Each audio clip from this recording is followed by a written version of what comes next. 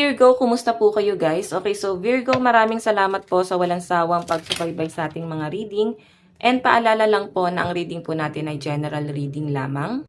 Maaari po kayo guys makarelate, maaari rin naman pong hindi, kaya gawing gabay lamang, okay? So ayan Virgo, maganda pa rin na alam nyo ang inyong Sun, Moon, Rising, and Venus sign para sa iba pang guidance, okay? Tignan natin, gabay kapalaran po ni Virgo ngayong April 2024. Virgo, meron tayong Cupid's arrow. Have faith, love is coming, surprise, invitation, or meeting hesitation. Meron tayong not today. Not dealing hurt. Avoiding conversation, call person, boundaries, still angry. Oh. Nakikita ko dito guys, may maghahabol sa inyo. Okay, Virgo, merong maghahabol sa inyo or maaaring may magkakagusto sa inyo. Kasi bago pa lang tong relationship na to sa pinapakita sa akin. Or pwedeng hindi po talaga nag-matured itong relationship na to.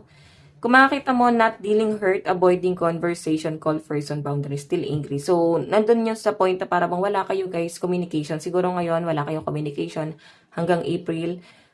May mag-reach out dito. Pero sa pinapakita sa akin guys, galit pa rin po yung energy. Hindi pa rin guys kayang magpatawad sa pinapakita rito.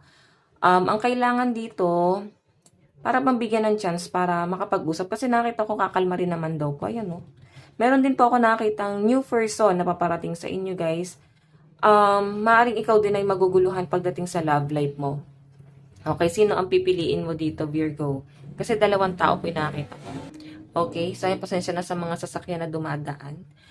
Titignan pa natin ano pa po ang ipapakita sa inyo, Virgo.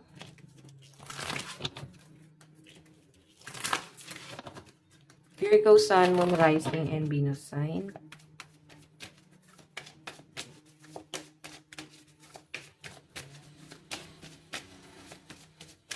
Meron po tayong attune to the divine. Meron tayong let your fears dissolve.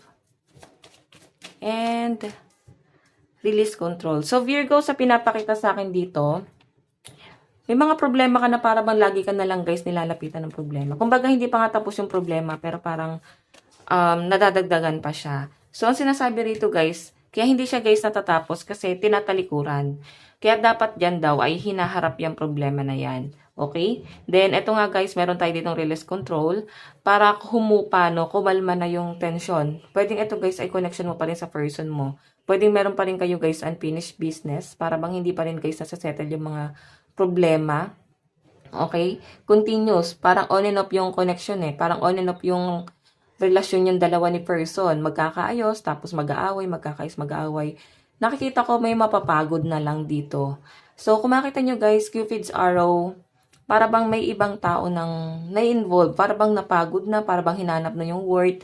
So, ayaw naman guys magkaroon ng third party. Pero guys, napipilitan eh. Kasi nga, parang yung affection, yung pagmamahal, hindi na mahanap dito sa relationship na to. Kaya para bang na-fall out of love, nafe-feel niya pa sa iba. So, maaaring may pagkakasala na mangyari ngayong April. Okay? Pwedeng ikaw or pwedeng yung person na kadil mo. Tingnan natin pagdating sa love life mo. Okay. Love life po ni Virgo.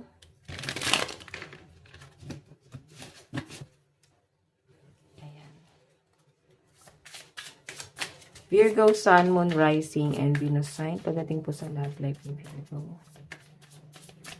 Meron po tayong 10 of Pentacles.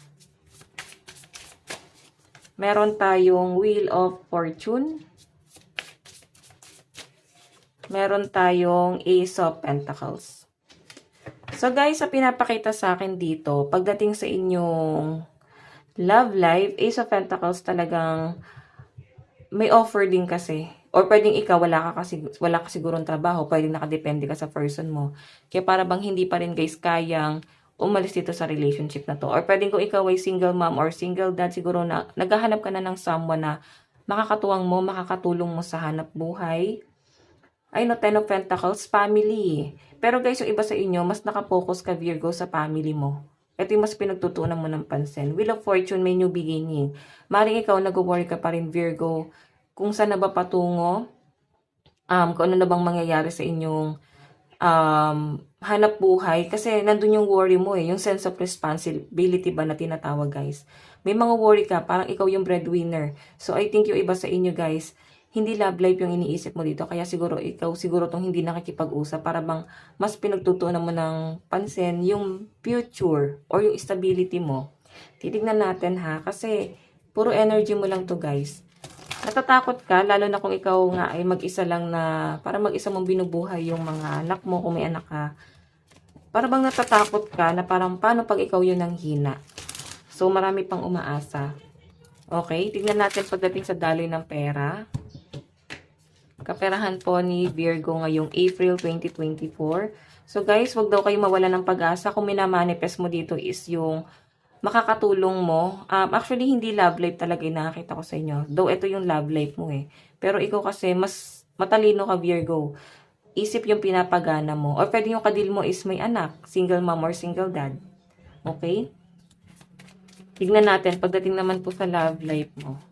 What I mean sa kaperahan. Kaperahan and career. Meron po tayong the star. Diba? Maganda, guys.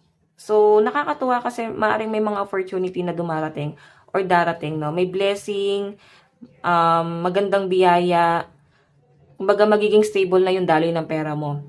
So, nakikita ko dito, guys, hindi mo, guys, aaksayahin yung panahon, yung opportunity. Kumbaga, igagrab mo yung opportunity na yan. Tignan po natin. Meron po tayong Queen of Wands. Meron po tayong the Emperor. Okay? So, ang sinasabi sa akin dito, guys, pagdating sa kaperahan mo, more on action ka. Ibig sabihin, mas magiging masipag ka pa. Kumbaga, dodoblihin mo pa yung sipag mo eh. Tapos, Emperor, meron kang goal sa buhay. Siguro, gusto mong magkaroon ng sariling hanap buhay, sariling pagkakakitaan talaga, like business. So, siguro mga asset to, no? Like, commercial or pwedeng paupahan, nirerentahan, ayan, mga sasakyan, mga ganon. So, nakikita ko, guys, mas nagiging, malawak ka. Kumbaga, marami kang business na gustong palaganapin. Ganon. Hindi lang iisa. Marami yung pinapakita sa akin dito, guys. Sobrang workaholic mo naman. Ngayong April, guys, marami kang igagrab na opportunity. So, nakikita ko yung pagiging flexible mo. Yung iba sa inyo, guys, para pang magiging busy din kayo. Ngayong April, no? Magiging busy kasi kung ikaw ay nag-aayos ng papers mo pa-abroad. Kasi may nakita ko ditong travel. Queen of Wands kasi yung energy. Maring travel to. Tignan natin, guys, love advice. Virgo, love advice. Meron po tayong boundaries. Diba? Having sensible boundaries is important. Ibig sabihin, mas nililimitahan mo na yung buhay pag-ibig mo. Mas gusto mo nang mabuhay or mamuhay mo na mag-isa, guys. Hindi ito yung focus mo. Okay, tignan natin. Or kung meron kang person ngayon, kung nagsasama pa kayo, nakikita ko Virgo dito, nagsiset ka ng boundaries or alam mo yung limit mo, hindi ganon ka-focus or hindi ka ganon ka-focus sa person mo. Okay, tignan natin. Sa mga single naman dito, guys, ayan, mas focus ka lalo sa pera. Hindi ka masyadong nagpo-focus sa love life mo. Tignan natin, meron po tayong hidden. So, wisdom, elemental, fairy, and uncover. So, I think yung iba sa inyo, mas private life ka muna, no? Cool down muna. Yun ang pinapakita sa akin. So, guys, ito lang po ang inyong reading ngayong April 2024. Hanggang sa muli, God bless and love you all. Bye-bye po!